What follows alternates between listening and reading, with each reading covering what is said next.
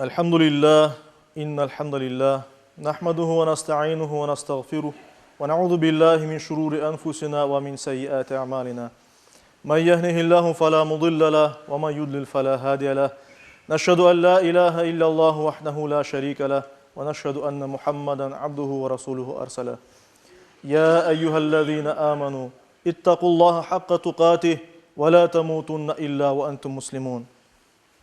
أيها الناس اتقوا ربكم الذي خلقكم من نفس واحدة وخلق منها زوجها وبث منهما رجالا كثيرا ونساء يا أيها الذين آمنوا اتقوا الله وقولوا قولا سديدا يصلح لكم أعمالكم ويغفر لكم ذنوبكم ومن يطع الله ورسوله فقد فاز فوزا عظيما أيها الناس قال الله تبارك وتعالى في كتابه الكريم أعوذ بالله من الشيطان الرجيم بسم الله الرحمن الرحيم وإذا سألك عبادي عني فإني قريب أجيب دعوة الداعي إذا دعان فليستجيبوا لي وليؤمنوا بي لعلهم يرشدون صدق الله ربنا الأعلى. Saygılı ve muhterem Müslümanlar, fani dünya hayatında kun kele nimetke erişemiz, şükür etemiz. Bir kun kele sıkıntıga uğrayımız, sabır etemiz. Muvaffakiyetini, bahtını da, keder ve meşakkatını da mümin kimi karşılamağa gayret göstermektemiz. Bizler alımızda imanımızını arttırgan, hayatımızga umut ve direnmek gücünü koşkan eşsiz bir nimetke sahipmiz. İşte bu nimet ibadetlerimizin özegi olgan duadır. Dua Allah'a işten yavarıp soramaktır. Dua Rabbimizin sonsuz kudreti karşısında zayıflığımızı itiraf etmektir. Onun lütfuna ve bağışlavına sığınmağa gayret etmektir. Dua Allah'a kulluğumuzu arz edip ondan yardım istemektir. Hutbenin başında okulgan ayet-i kerimede Bakara suresinin 186. ayet-i kerimesinde Yüce Rabbimiz böyle buyura: "Kullarım meni senden sorasalar ey peygamber, bilsinler ki men onlarga çok yakınım. Ma dua etkende, dua etkenin duasına karşılık berim. Aysa kullarım davetime uysunlar ve bana iman etsinler. Belki de böylece doğru yolunu taparlar." İşte göremiz ki Yüce Rabbimizge yalvarmak, Yüce Rabbimizge dua etmek gerekmiz. Çünkü Yüce Rabbimiz dualarımızı kabul etmekte. Allah'ın 99 güzel adından birisi de El-Mucib'tir. Yani dualarga cevap bergen. İşte ona göre de dua etmekten eksik olmamak gerekmez. Yüce Rabbimiz ayet-i kerimede buyurulganı gibi bizge pek yakındır. Bir alımızını bilmekte ve içimizden geçen her şeyini bilmekte. Gizli açık bütün dualarını eşite ve bile ve öz iradesinden onlarını kabul ete. Peygamberimiz Muhammed Mustafa sallallahu aleyhi ve sellem hareketinde Rabbisine Yüce Allah'a sevgisini, sadakatini ifade eteydi. Ve onun dilinden hiçbir vakit dua eksik olmaydı. Eksik etmeyene duanı daim dua etip durgan edi. Bir an ve bir mekanda dua yapmak mümkün gerek olganını bizge öğretken edi. Ve nasıl dua edeceğimizin de bizge Peygamberimiz Muhammed Mustafa sallallahu aleyhi ve sellem öğretti. Hadislerde geçken dua şekilleri böyledir. Peygamberimiz bizge öğretken şekiller. Mesela Tirmizi'de geçken bir hadis-i şerifte Peygamberimiz sabah gün başlaganda böyle dua eteydi. Allah'ım, kudretin ile sabaha çıktık, kudretin ile akşamga erişirmiz, kudretinle yaşaymız, kudretinle olurmuz, en son kaytışımız da ancak sanadır deyip dua eteydi. Ebu Davud'da geçken bir hadis-i şerifte, Tirmizi'de geçken bir hadis-i şerifte gün devamında Peygamberimizin böyle dua etkeni buyurulmakta. Allah'ım bana hayırlısını ver ve benim için en hayırlısını sayla.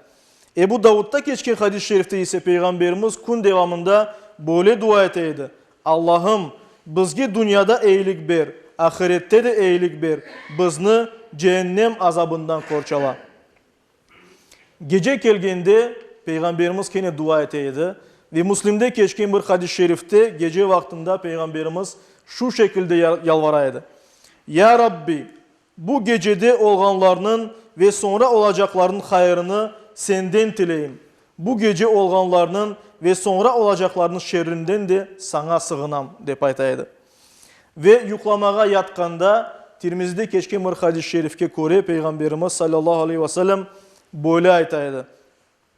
Sığınacak yeri ve ihtiyacını görecek kimsesi olmayan niceleri var eken, bizni aşatkan, içirgen, ihtiyaçlarımızı karşılagan ve bizni barındırgan Allah'a hamd maktavlar olsun dep aytaydı. İşte her bir Müslüman, saygılı cemaat, aziz Müslümanlar dua etmek gerek. Dua etip dertlerimizge deva tapmak gerekmiz. Her bir yaramalık dualarımız sayesinde korçalanmak ve korunur korunmaz musibetlerden uzak olmak için elbette her birimiz, her bir kul Rabbisine sığınmak gerek, dua etmek gerek, yardım dilemek gerek. Peygamberimiz sallallahu aleyhi ve sellem de yüce Rabbimizge sığınaydı, ondan yardım dileydi. Mesela birçok hadis kitaplarına geçken bir hadis-i şerifte Peygamberimiz böyle dua eteydi sallallahu aleyhi ve sellem. Allah'ım acizlikten, tembellikten, saranlıktan, korkaklıktan, bunalkan kartlıktan ve kabir azabından sana sığınam. Allah'ım nefsime takvanı nasip et ve onu arındır, temizle. Onu en iyi arındıracak, temizleyecek sensin. Onun dostu ve velisi sensin. Allah'ım huşu duymagan yürekten, kalpten, toymagan nefisten, fayda vermegen ilimden ve kabul olunmagan duadan sana sığınam deyip bu şekilde dua eteydi. Ve görüyoruz ki Peygamberimizin dua şekillerini öğrenmek ve böylece dua etmek her birimizin yapacak işidir. Bir mümin duaları kabul olmaganı düşüncesinde asıl da olmamak gerek. Peygamberimiz bu kadar dua ederken biz de yapmak gerekmiz. Ve bu dualarını yapkanda benim günahım çok, belki Allah kabul etmez şeklinde düşünmemek gerek. Ya da bir insan ben Allah'a dua ettim de cevabı gelmeyi, Allah kabul etmeyi duamı degen fikirde olmamak gerek. Peygamberimiz sallallahu aleyhi ve sellem Ebu Davud'da geçken bir hadis-i şerifte bu haqda böyle buyurgan. Sizden biriniz dua ettim de duam karşılık görmedi dep aşıkmağanca duası karşılık görer. Yani biz dua etsek Allah kabul etmeyi, sözünü aytmasak, böyle düşünmesek Allah-u Teala duamızı tez kabul eder. Eğer de biz bu fikirlerini yürütsek aklımızda ya Allah kabul etmeyi duamızını, Allah geçiktirir duamızın kabul olmasını. İşte Peygamberimiz sallallahu aleyhi ve sellem'in bu tavsiyesine uyayıp hiçbir vakit umut kesmeyik. Yüce Rabbimiz Kur'an-ı Kerim'de ve Peygamberimizin sözlerinde buyurulganı gibi bütün dualarını kabul etti. Ama biz hayırlısı bizler için nedir? Şimdi gelecek kabul olacak mı? Sonra kabul olacak mı? Nasıl daha bizler için yaxşı? Onu Yüce Rabbimiz bilir. Ona göre de buna işanıp biz hareket etmek gerekmiz.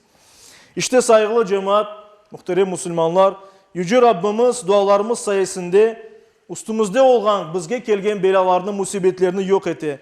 Günahlarımızı affı etti ve istegenimizden daha hayırlısını ihsan etti. Bizge daha da güzelini vermektedir.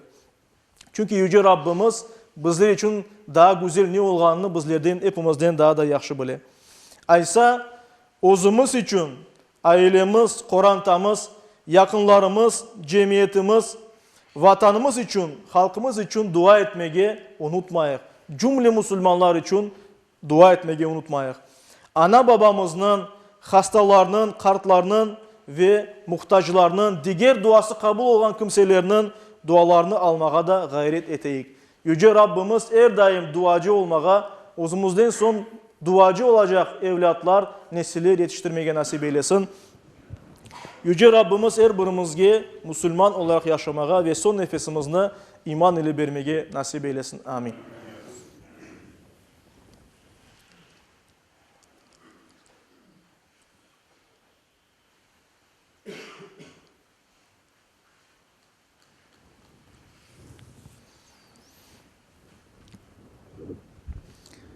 Elhamdülillah ve salatu ve selamu ala Resulillah ve usikum ve nefsel asete bi takvallah. İnna Allah ve melaiketehu yusallun alen nebi ya eyyühellezine amanu sallu aleyhi ve sellimu teslima. وارض اللهم عن خلفاء الأربعة أبي بكر وعمر وعثمان وعلي وعن سائر الآل والصحابة والتابعين ومن تبعهم بإحسان إلى يوم الدين وعنا معهم بعفوك وكرمك يا أكرم الأكرمين ويا أرحم الراحمين. اللهم أعز الإسلام والمسلمين، اللهم أعز الإسلام والمسلمين، اللهم أعز الإسلام والمسلمين، واحمي حوزة الدين ودمر أعداء الدين، وألف بين قلوب المسلمين وواحد صفوفهم واجمع كلمتهم على الحق يا رب العالمين، وانصر دينك وكتابك وسنة نبيك محمد صلى الله عليه وسلم وآله أجمعين. عباد الله، إن الله يأمر بالعدل والإحسان وإيتاء ذي القربى وينهى عن الفحشاء والمنكر والبغي يعظكم لعلكم تذكرون. صدق الله ربنا الأعلى.